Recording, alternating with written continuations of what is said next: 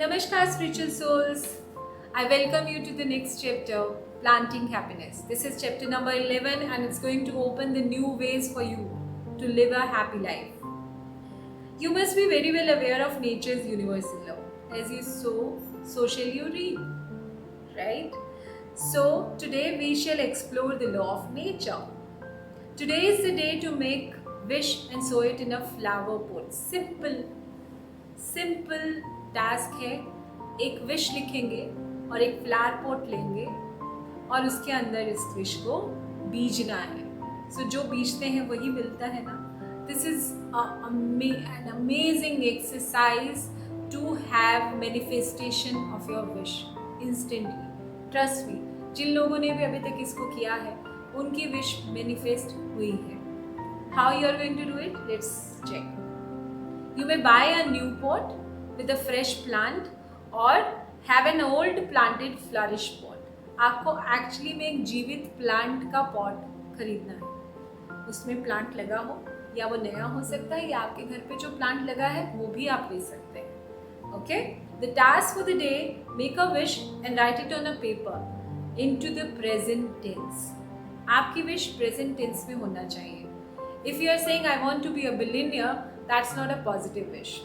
If you can say that I am a billionaire, this is a present tense affirmation and this will bring money in your life, abundance in your life. Okay?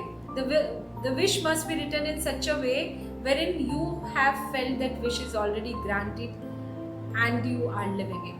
Law of attraction के बारे में सुना है आपने? अगर सुना है तो क्या जानते हैं आप उसके? I'll tell you.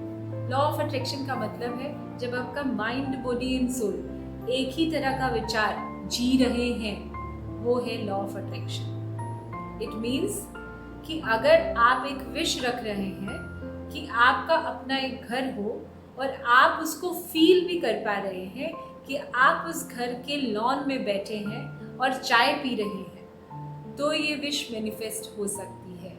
अगर आपका विश है कि मेरा एक घर हो और आपके मस्तिष्क में, सबकॉन्शियस माइंड में ये चल रहा है कि अभी तो पैसे ही नहीं है तो घर कहाँ से होगा, तो ये दोनों कॉन्ट्राडिक्टरी स्टेटमेंट है. ये विश पूरी कभी नहीं होगी. सो अगर आपकी ऐसी विश आप रख रहे हैं जिसको आप जी रहे हैं, जिसको आप फील कर रहे हैं, वही मैनिफेस्ट होने वाली है. If you are living a dream with its emotion, it's going to manifest 1000% in your life.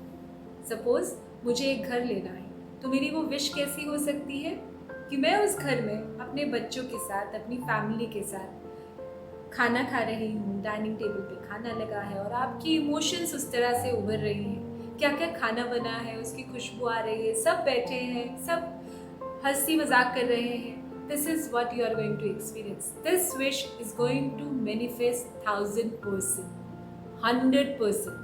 So this could be a present statement with the emotion in it.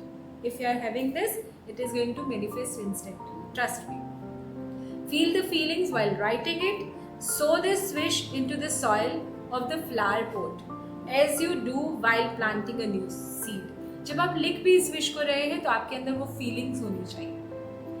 Remember, you are planting a seed of your desire which you will grow once you water it every day. और इस wish को उस plant के अंदर बीजने के बाद आपको daily पानी देना है, नरिश करना है with the positive thought. The thought could be, I am thankful to have my new home with my loved ones. Nourish it with gratitude to universe every day. You need to water this plant at least 40 days. At least आपको 40 दिन इस plant को पानी देना है. हालांकि देना तो डेली ही है, लेकिन अगर आप 40 दिन देते हैं तो चलिया हो जाता है. ओके. मैनिफेस्टेशन के कारण पक्के हो जाते हैं. You need to water this plant for at least 40 days or every day to have manifestation for your wish. Surrender your wish to the universe with no time limit. इसको कोई time limit मत दीजिएगा. Universe को पता है कब देना है, बट अगर आप इसकी एफर्ट डाल रहे हैं तो यूनिवर्स उसको समय से पहले देता है. Surrender your wish to universe with no time limit. Release the need to get it manifest under any timeline. Let the universe serve you at the right time. Affirmation: I'm grateful for manifesting my wish into reality. All the best for your thing, for your desire to get manifest. Self assessment पे चलते हैं. The question number 1 is, what are the most wanted desired in your life?